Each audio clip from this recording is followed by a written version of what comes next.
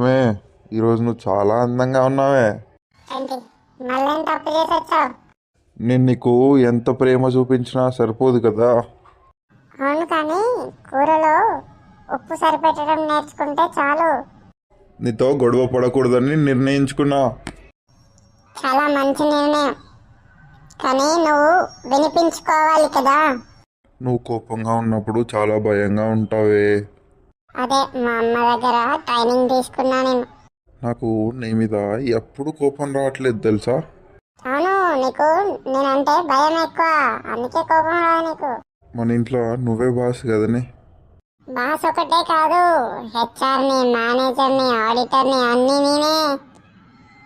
నువ్వు నన్ను ఎందుకు పెళ్లి చేసుకున్నావు ఇంతకీ?